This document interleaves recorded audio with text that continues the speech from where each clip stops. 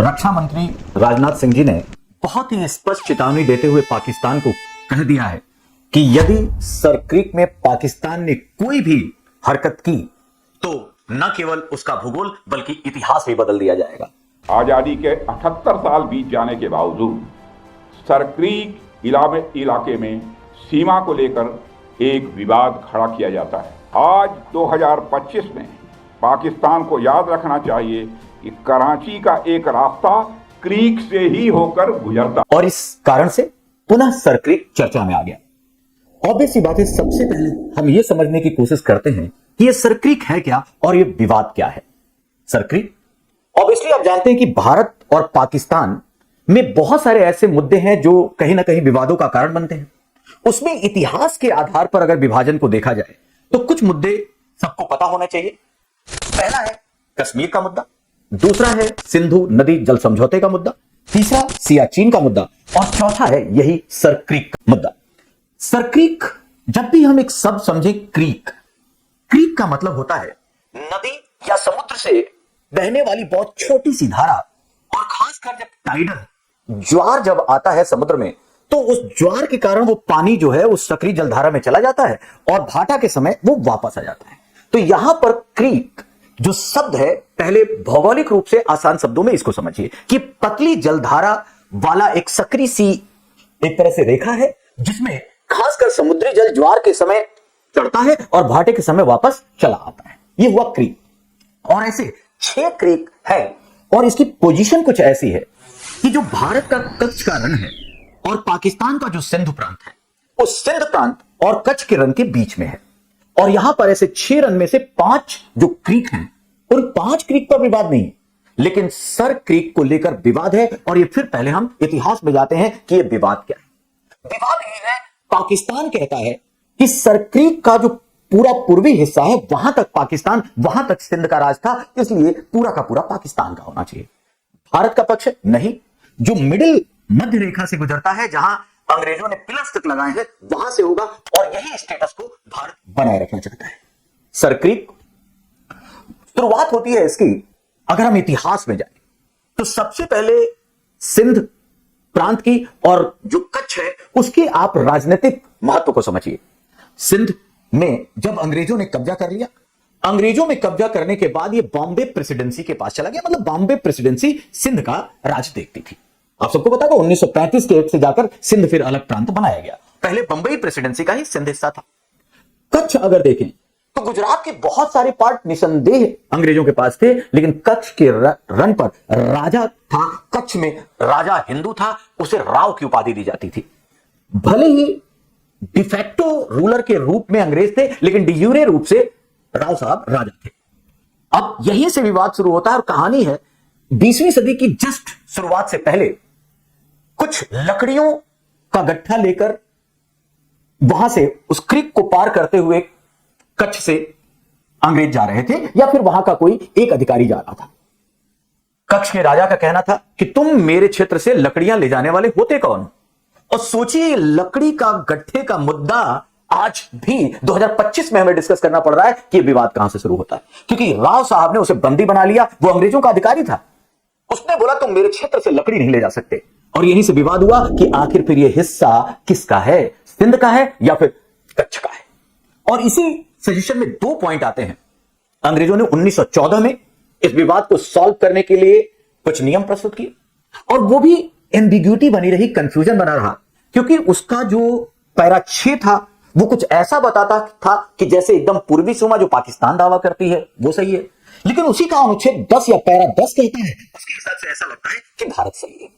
अब समस्या ये मान लीजिए कच्छ का रण है और यहां पर अगर सिंध है तो इसके बीच में जो पूरे कच्छ का रण है, यहां से एक बहुत पतली धारा के रूप में ऐसे यहां बीच से ये यहां जाके अरब सागर में मिलने वाला, यही मान लीजिए सरक्रीक है।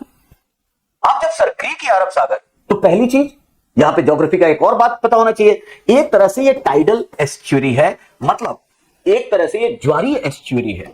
और एस्चुरी का मतलब आप जानते ही हैं, टाइडल एस्चुरी का मतलब कि ज्वार के द्वारा, मतलब जहां पर समुद्र का पानी और नदी का पानी मिलता है, मीठा जल खारा जल मिलता है, वो एस्चुरी है। तो यहां से समुद्र का जल, तो ये सरक्रीक है, इसके नीचे करीबन 4 क्रीक और हैं और यहां एक क्रीक है, ऑब्वियसली उसमें भारत का प्रभुत्व मानेगा, इसको लेकर विवाद नहीं।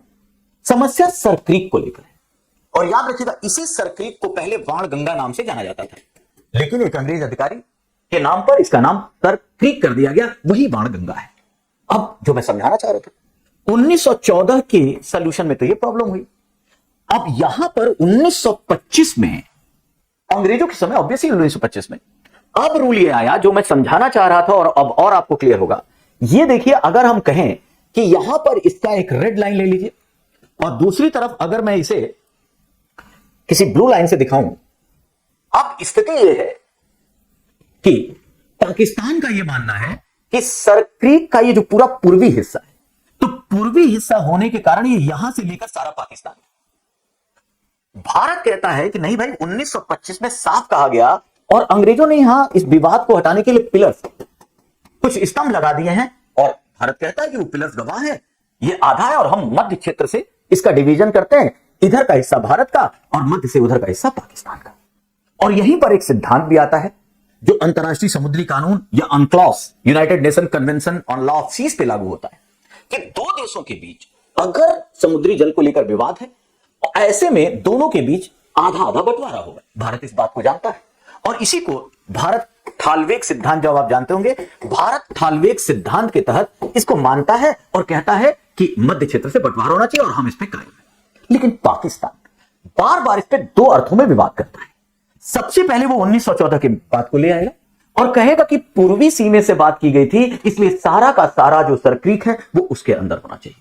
दूसरा तर्क कहता है ये रूल तो उस पे लागू होता है, थालवेग सिद्धांत तो उस पे लागू होता है जहां पर हमेशा पानी हो, नेविगेशन के लायक जो जगह रहे वहां पर अनक्लॉस लागू होता है, थालवेग सिद्धांत लागू होता है। पाकिस्तान कहता है कि ये तो दलदली जमीन है, इसमें कई महीने नेविगेशन हो ही नहीं सकता, नाव चल ही नहीं सकती।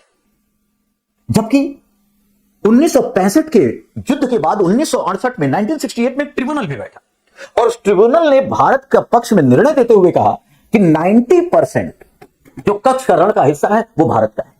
लेकिन पाकिस्तान इस पे भी कहता है कि उसने कच्छ के रण का 90% कहा था, सर क्रीक की बात नहीं की थी। और इसी अस्पष्टता के कारण कभी कभी वो इस मुद्दे को उठाता रहता है और खासकर जिस तरह जियोपॉलिटिक्स इस समय बदल रही है, जब ट्रंप का साथ मिल रहा है, असीम मुनीर को लंच कराया जा रहा है, जब ज्यादा मुफीद पाकिस्तान दिखता है अमेरिका के, तो ऐसे इश्यूज को आगे लाकर पाकिस्तान फिर मुद्दे उलझाना चाहता है। और इसीलिए हमारे रक्षा मंत्री ने बड़ा साफ कहा कि अभी आओगे तो इतिहास भूगोल दोनों बदल दिया जाएगा।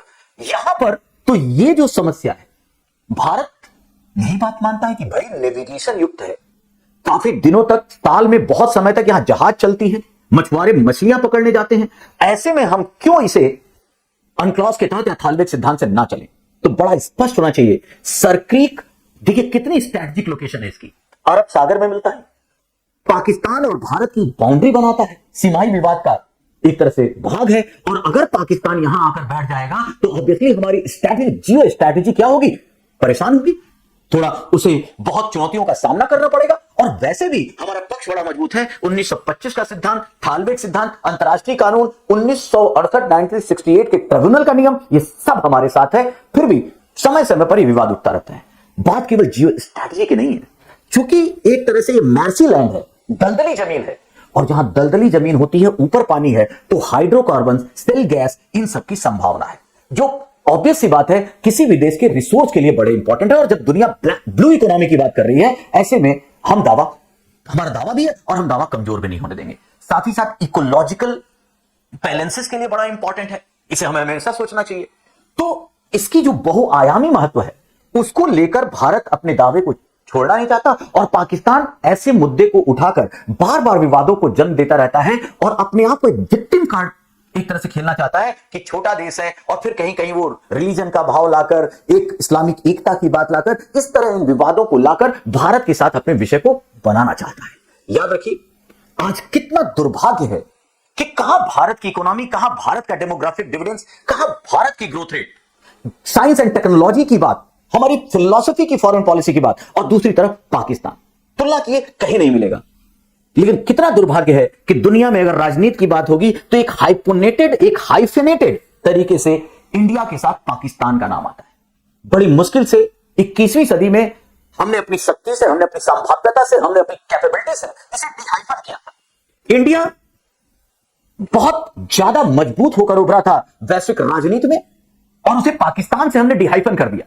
लेकिन 2025 में ऐसी कई घटनाएं हुई कि पुनः जहां भी भारत का नाम आता है पाकिस्तान का नाम आ जाता है और अमेरिका के इस पक्ष से निसंदेह हमें घाटा हुआ है। आप खुद सोचिए कि अगर आपकी तुलना पाकिस्तान से होगी जहां ना आटा है ना डाटा है, महंगाई का स्तर, बेरोजगारी का स्तर, और ऐसे हालात में जब भी इंडिया की बात हो और कोई पाकिस्तान की बात करने लगे, जिसे हम हाइफन कहते हैं, वो फिर से होने लगा। और खासकर अमेरिका के पक्ष के बाद जब उसने इंडिया पाकिस्तान को साथ नाम लेना शुरू कर दिया तो ये सबसे एक तरह से हमारे विदेश नीति के सामने चुनौती की तरह उभर रहा है। और ऐसे में सरक्रीक का मुद्दा पुनः एक तरह से चर्चा में आया। इस बात को हम सबको समझने की जरूरत है।